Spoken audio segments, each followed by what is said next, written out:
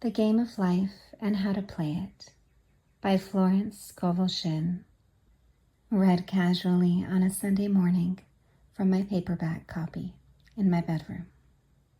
Chapter 1. The Game. Most people consider life a battle, but it is not a battle. It is a game. It is a game, however, which cannot be played successfully without the knowledge of spiritual law. And the Old and the New Testaments give the rules of the game with wonderful clearness. Jesus Christ taught that it was a great game of giving and receiving. Whatsoever a man soweth, that shall he also reap. This means that whatever man sends out in word or deed will return to him. What he gives, he will receive. If he gives hate, he will receive hate. If he gives love, he will receive love. If he gives criticism, he will receive criticism. If he lies, he will be lied to. If he cheats, he will be cheated. We are taught also that the imaging faculty plays a leading part in the game of life. Keep thy heart or imagination with all diligence, for out of it are the issues of life. Proverbs 4:23. This means that what man images sooner or later externalizes in his affairs. I know of a man who feared a certain disease. It was a very rare disease and difficult to get, but he pictured it continually and read about it until it manifested in his body, and he died, the victim of distorted imagination. So we see, to play successfully the game of life, we must train the imaging faculty.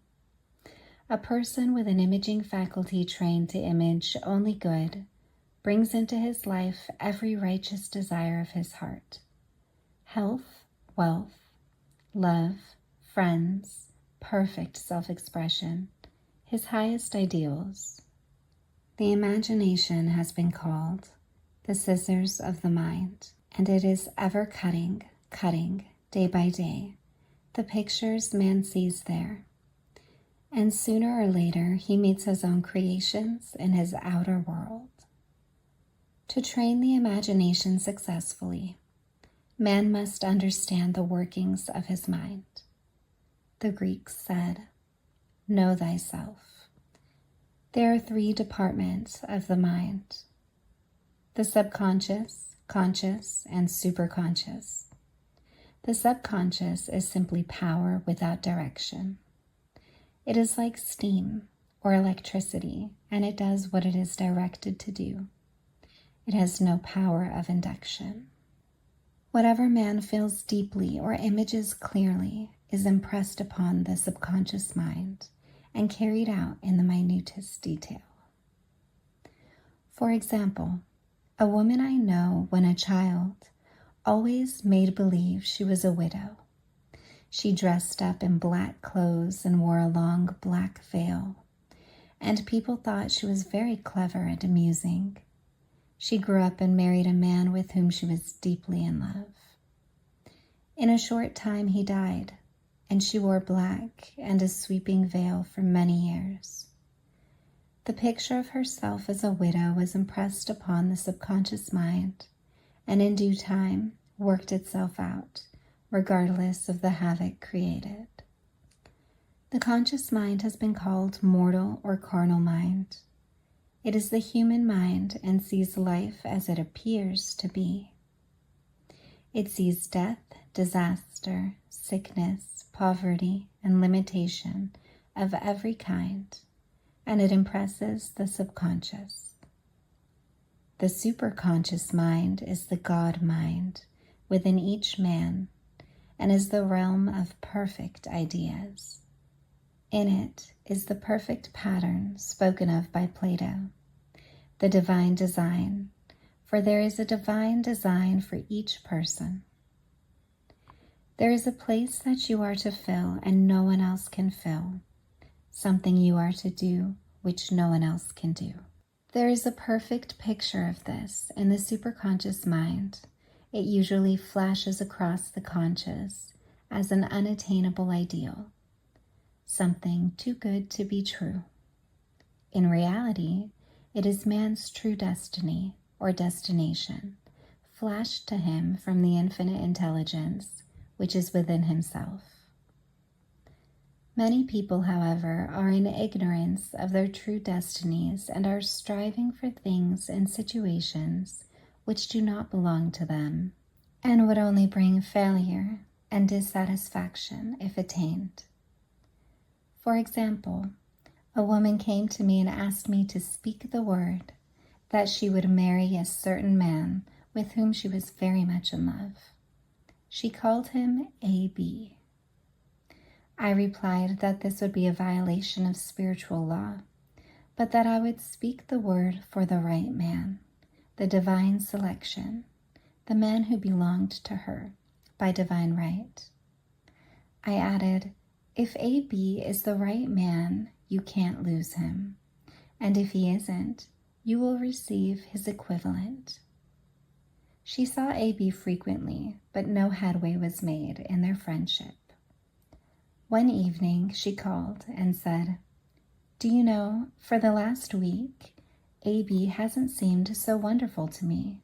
I replied, maybe he is not the divine selection. Another man may be the right one. Soon after that, she met another man who fell in love with her at once, and who said she was his ideal. In fact, he said all the things that she had always wished A.B. would say to her. She remarked, it was quite uncanny. She soon returned his love and lost all interest in A.B. This shows the law of substitution. A right idea was substituted for a wrong one, therefore there was no loss or sacrifice involved.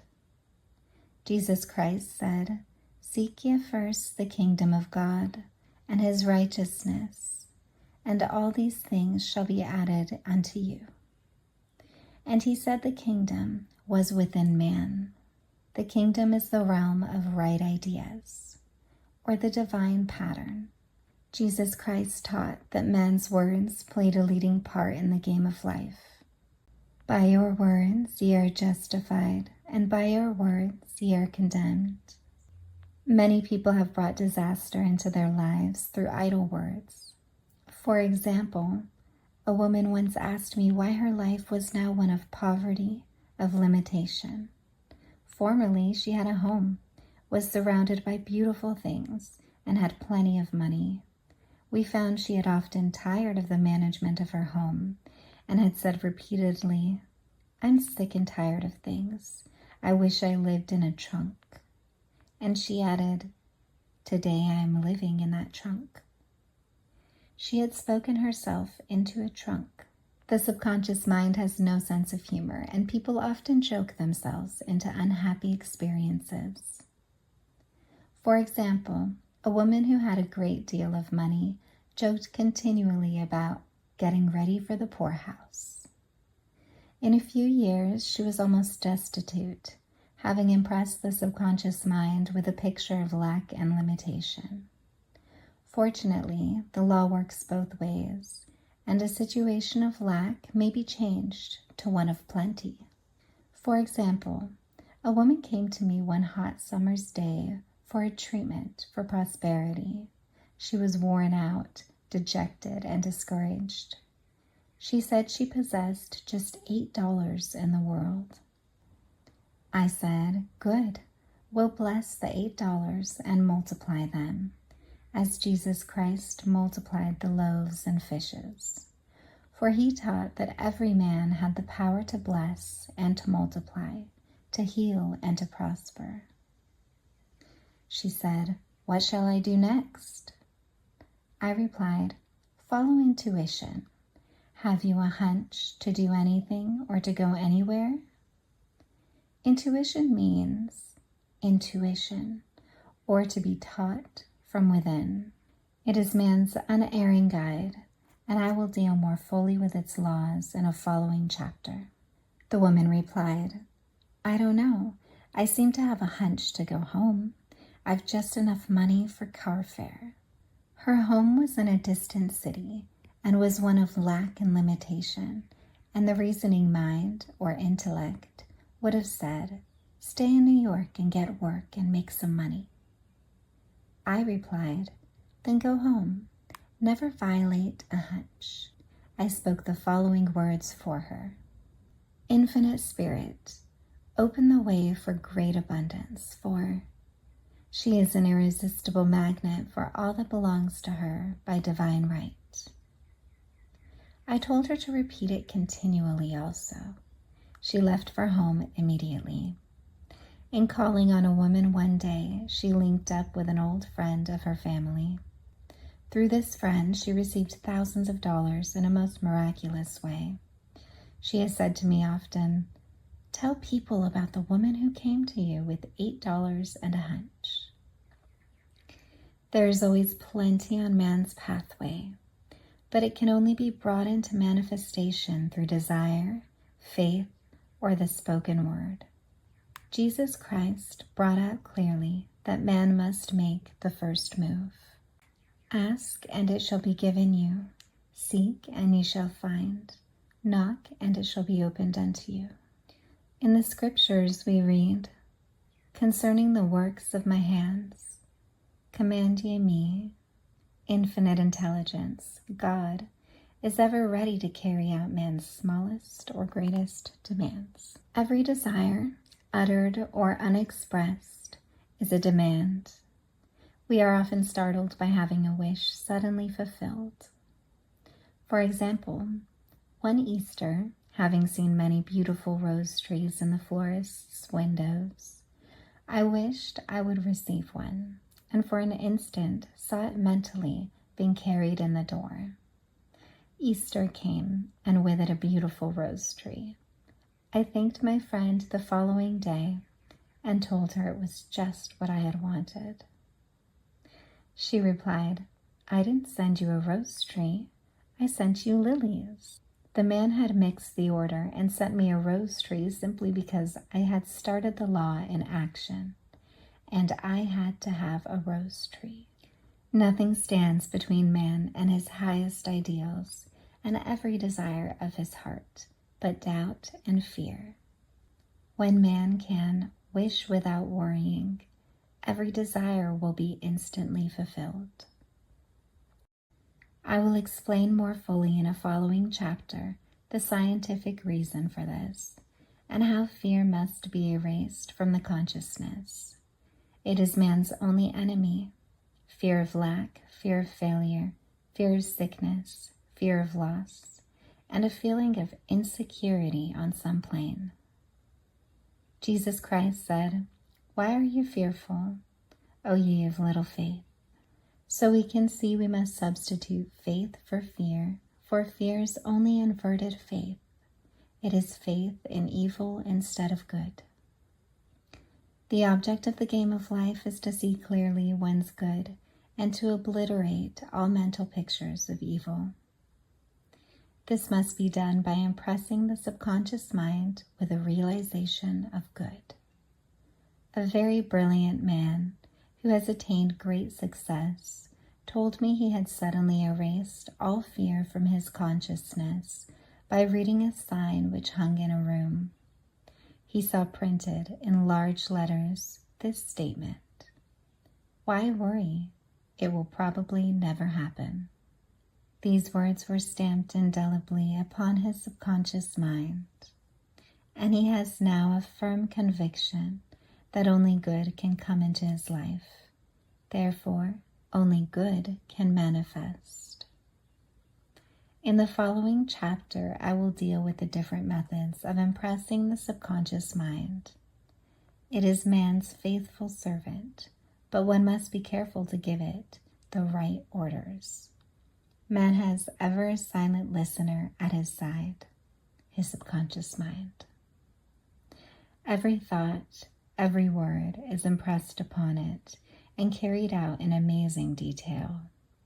It is like a singer making a record on the sensitive disc of the phonographic plate. Every note and tone of the singer's voice is registered. If he coughs or hesitates, it is registered also.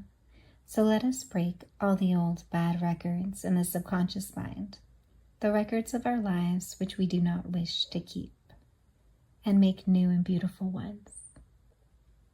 Speak these words aloud with power and conviction.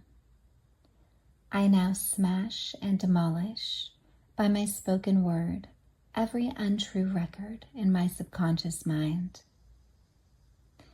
They shall return to the dust heap of their native nothingness, for they came from my own vain imaginings.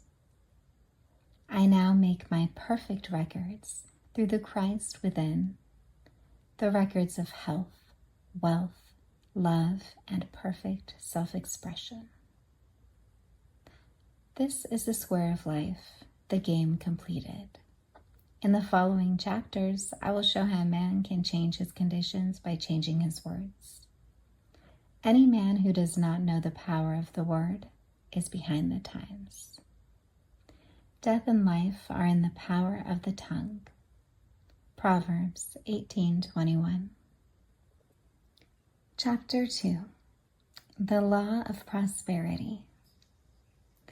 One of the greatest messages given to the race through the scriptures is that God is man's supply, and that man can release, through his spoken word, all that belongs to him by divine right. He must, however, have perfect faith in his spoken word. Isaiah said, "My word shall not return unto me void, but shall accomplish that where it is sent."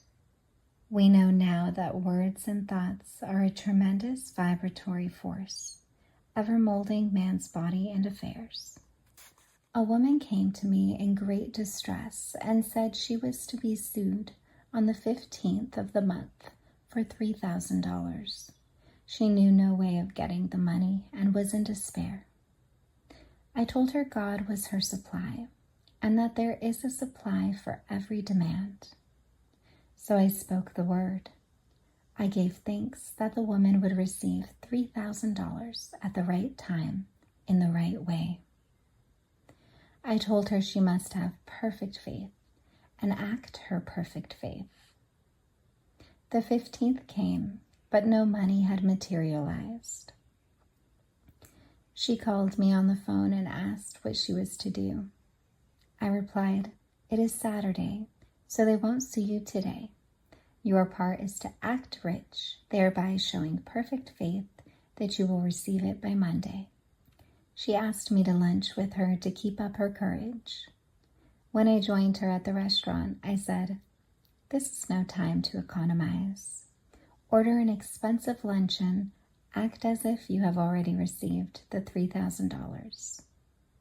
All things whatsoever ye ask in prayer, believing, you shall receive." You must act as if you had already received. The next morning she called me on the phone and asked me to stay with her during the day. I said, "No, you are divinely protected, and God is never too late." In the evening, she phoned again, greatly excited, and said, "My dear, a miracle has happened. I was sitting in my room this morning when the doorbell rang, and I said to the maid, 'Don't let anyone in.' The maid, however, looked out the window and said, 'It's your cousin with the long white beard.' So I said, 'Call him back. I would like to see him.' He was just turning the corner when he heard the maid's voice, and he came back. He talked for about an hour, and just as he was leaving, he said, 'Oh, by the way, how are finances?' I told him I needed the money, and he said, 'Why, my dear, I will give you $3,000 the first of the month.' I didn't like to tell him I was going to be sued. What shall I do? I won't receive it until the first of the month, and I must have it tomorrow. I said, 'I'll keep on treating.' I said, 'Spirit is never too late.' I gave thanks she has received the money on the invisible plane and that it manifests on time. The next morning, her cousin called her up and said, 'Come to my office this morning and I will give you the money.'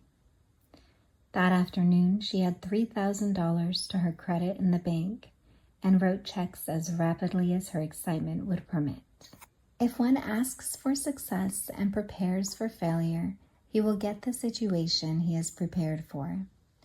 For example, a man came to me asking me to speak the word that a certain debt would be wiped out. I found he spent his time planning what he would say to the man when he did not pay his bill, thereby neutralizing my words. He should have seen himself paying the debt.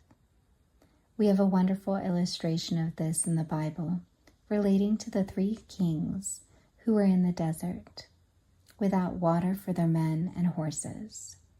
They consulted the prophet Elisha, who gave them this astonishing message. Thus saith the Lord, ye shall not see wind, neither shall ye see rain, yet make this valley full of ditches. Man must prepare for the things he has asked for, when there isn't the slightest sign of it in sight.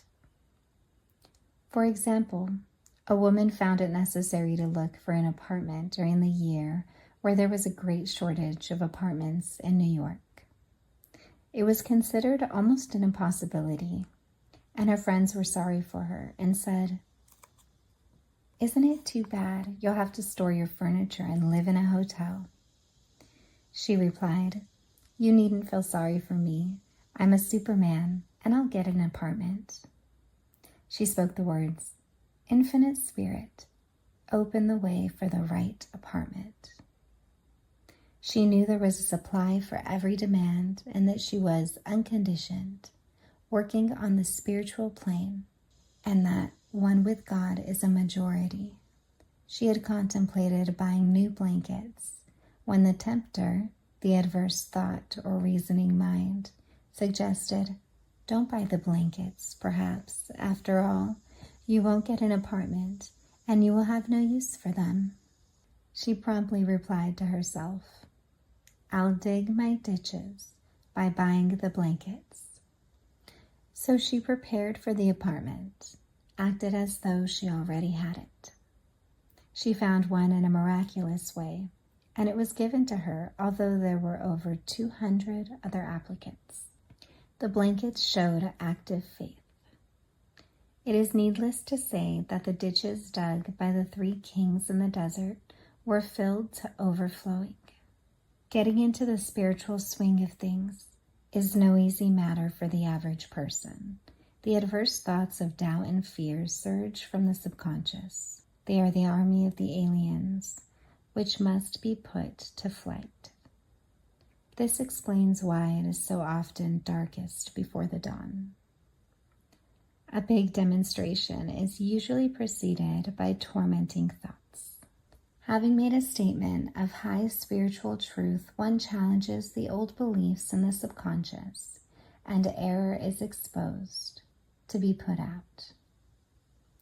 This is the time when one must make his affirmations of truth repeatedly and rejoice and give thanks that he has already received. Before ye call, I shall answer.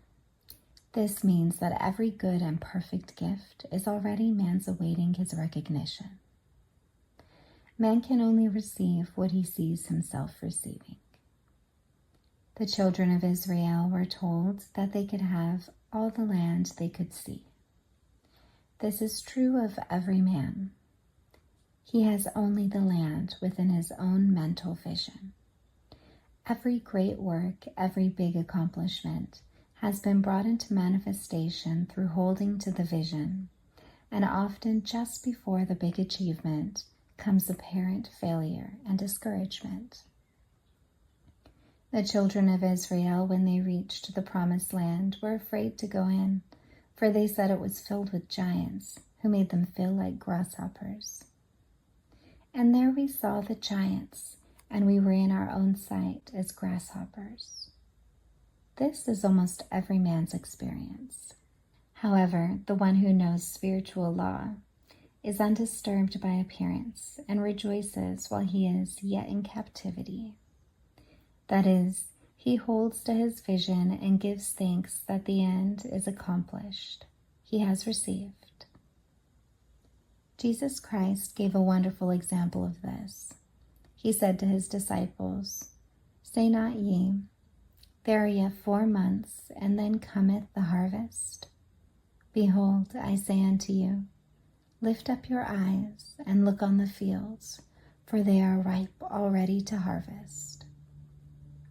His clear vision pierced the world of matter, and he saw clearly the 4th dimensional world, things as they really are, perfect and complete in divine mind.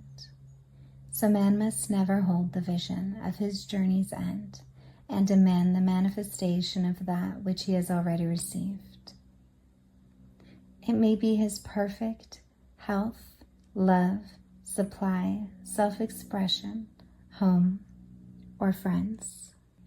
They are all finished and perfect ideas registered in divine mind, man's own superconscious mind, and must come through him, not to him. For example, a man came to me asking for treatments for success. It was imperative that he raise within a certain time $50,000 for his business. The time limit was almost up when he came to me in despair. No one wanted to invest in his enterprise, and the bank had flatly refused a loan. I replied, I suppose you lost your temper while at the bank, therefore your power. You can control any situation if you first control yourself. Go back to the bank, I added, and I will treat. My treatment was, you are identified in love with the spirit of everyone connected with the bank. Let the divine idea come out of this situation. He replied, Woman, you are talking about an impossibility. Tomorrow is Saturday. The bank closes at 12, and my train won't get me there until 10, and the time limit is up tomorrow, and anyway, they won't do it. It's too late. I replied, God doesn't need any time and is never too late. With him, all things are possible. I added, I don't know anything about business, but I know all about God. He replied, It all sounds fine when I sit here listening to you, but when I go outside, it's terrible. He lived in a distant city, and I did not hear from him for a week. Then came a letter. It read, You were right. I raised the money and will never again doubt the truth of all that you told me. I saw him a few weeks later, and I said, What happened? You evidently had plenty of time after all. He replied, My train was late, and I got there just 15 minutes to 12. I walked into the bank quietly and said, I have come for the loan, and they gave it to me without question. It was the last 15 minutes of the time allotted to him. An infinite spirit was not too late. In this instance, the man could never have demonstrated alone. He needed someone to help him hold to the vision. This is what one man can do for another. Jesus Christ knew the truth of this when he said, If 2 of you shall agree on earth as touching anything that they shall ask, it shall be done for them of any Father which is in heaven. One gets too close to his own affairs and becomes doubtful and fearful. The friend or healer sees clearly the success, health, or prosperity and never wavers because he is not close to the situation. It is much easier to demonstrate for someone else than for oneself, so a person should not hesitate to ask for help if he feels himself wavering. A keen observer of life once said, No man can fail if some one person sees him successful. Such is the power of the vision, and many a great man has owed his success to a wife or sister or friend who believed in him and held without wavering to the perfect pattern. Chapter 3. The Power of the Word. A person knowing the power of the word becomes very careful of his conversation. He has only to watch the reaction of his words to know that they do not return void. Through his spoken word, man is continually making laws for himself. I knew a man who said, "I always miss a car. It invariably pulls out just as I arrive." His daughter said, "I always catch a car. It's sure to come just as I get there." This occurred for years. Each had made a separate law for himself, one of failure, one of success. This is the psychology of superstitions. The horseshoe or rabbit's foot contains no power, but man's spoken word and belief that it will bring him good luck creates expectancy in the subconscious mind and attracts a lucky situation. I find, however, this will not work when man has advanced spiritually and knows a higher law. One cannot turn back and must put away graven images. For example, 2 men in my class had had great success in business for several months when suddenly everything went to smash. We tried to analyze the situation, and I found instead of making their affirmations and looking to God for success and prosperity, they had each bought a lucky monkey. I said, "Oh, I see. You have been trusting in the lucky monkeys instead of God. Put away the lucky monkeys and call on the law of forgiveness. For man has power to forgive or neutralize his mistakes." They decided to throw the lucky monkeys down a coal hole, and all went well again. This does not mean, however, that one should throw away every lucky ornament or horseshoe about the house, but he must recognize that the power back of it is the one and only power, God, and that the object simply gives him a feeling of expectancy. I was with a friend one day who was in deep despair. In crossing the street, she picked up a horseshoe. Immediately, she was filled with joy and hope.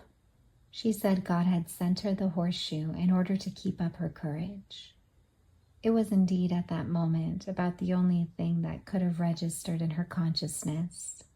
Her hope became faith, and she ultimately made a wonderful demonstration.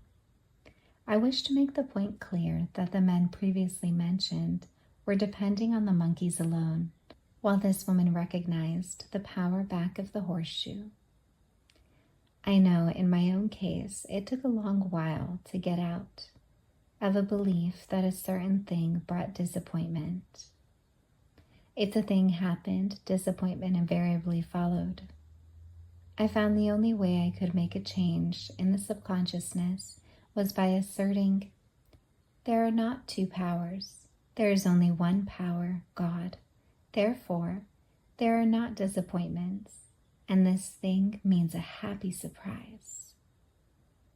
I noticed a change at once, and happy surprises commenced coming my way.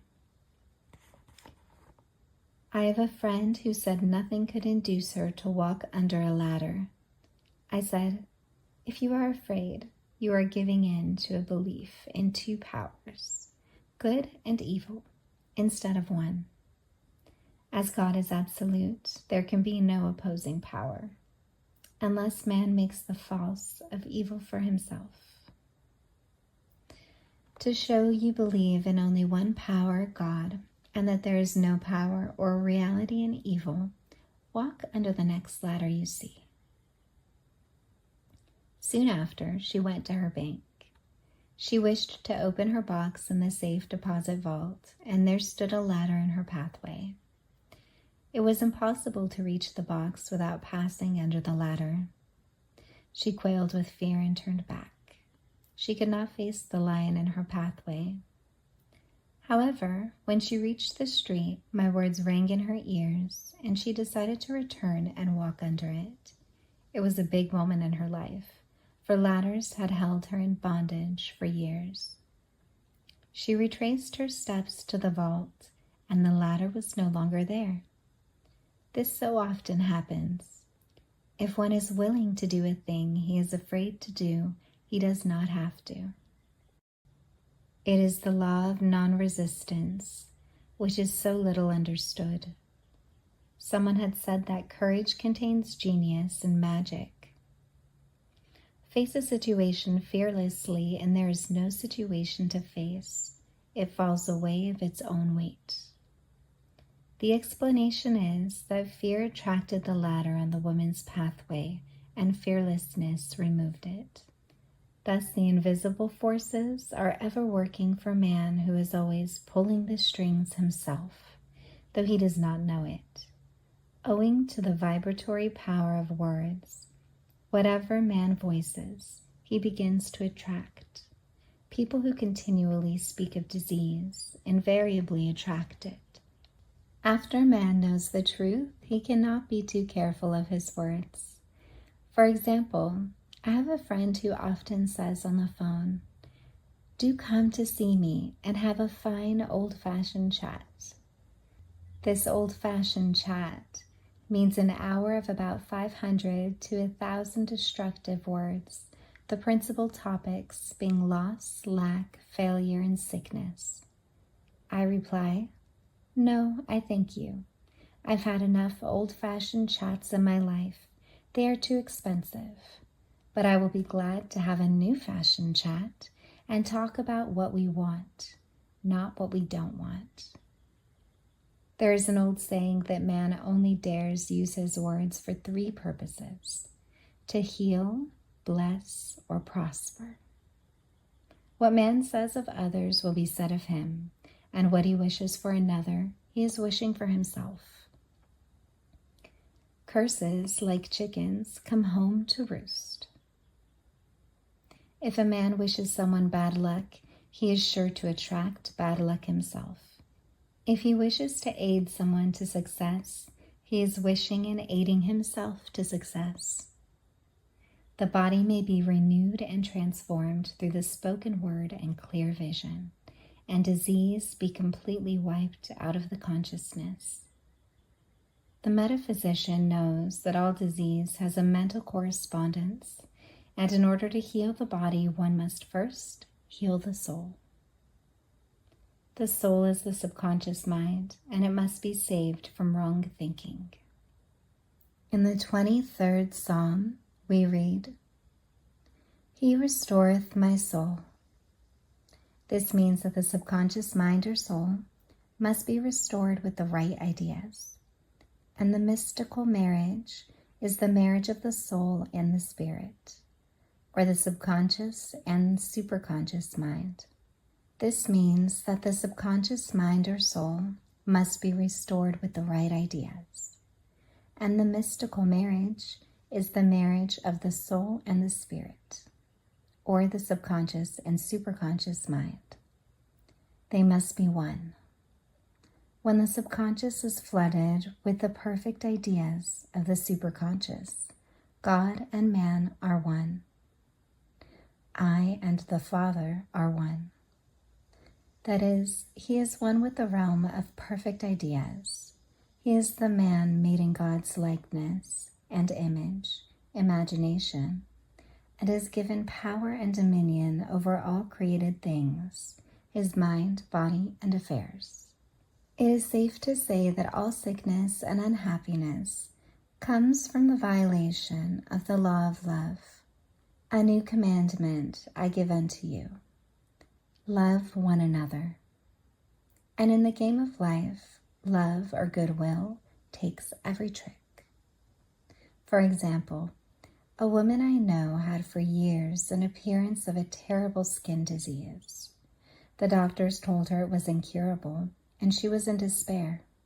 She was on the stage, and she feared she would soon have to give up her profession, and she had no other means of support. She, however, procured a good engagement, and on the opening night made a great hit. She received flattering notices from the critics and was joyful and elated. The next day she received a notice of dismissal.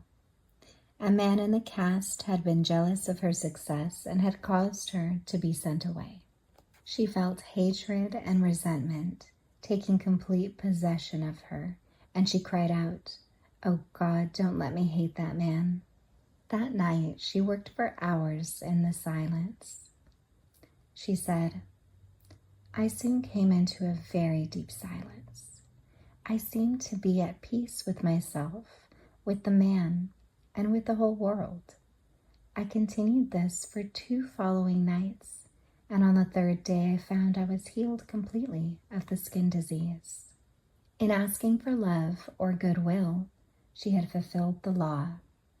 For love is the fulfilling of the law, and the disease which came from subconscious resentment was wiped out. Continual criticism produces rheumatism, as critical, inharmonious thoughts cause unnatural deposits in the blood, which settle in the joints. False growths are caused by jealousy, hatred, unforgiveness, fear, etc.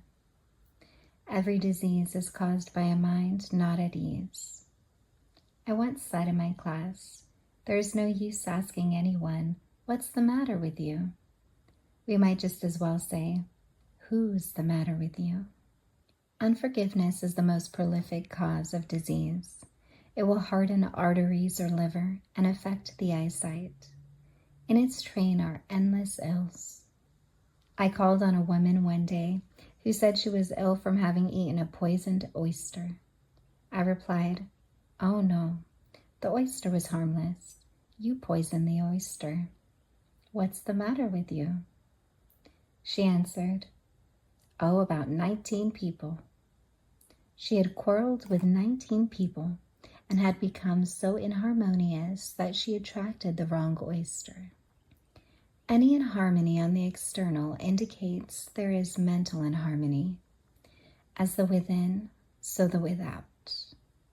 Man's only enemies are within himself, and a man's foes shall be they of his own household.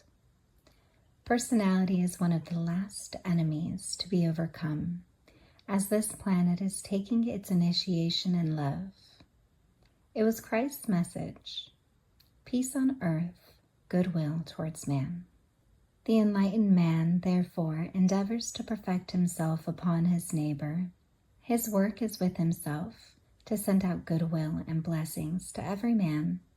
And the marvelous thing is that if one blesses a man, he has no power to harm him. For example, a man came to me asking to treat for success in business. He was selling machinery, and a rival appeared on the scene with what he proclaimed was a better machine, and my friend feared defeat. I said, first of all, we must wipe out all fear and know that God protects your interests and that the divine idea must come out of the situation. That is, the right machine will be sold by the right man to the right man. And I added, don't hold one critical thought towards that man and be willing not to sell your machine if it isn't the divine idea. So he went to the meeting, fearless and non-resistant, and blessing the other man. He said,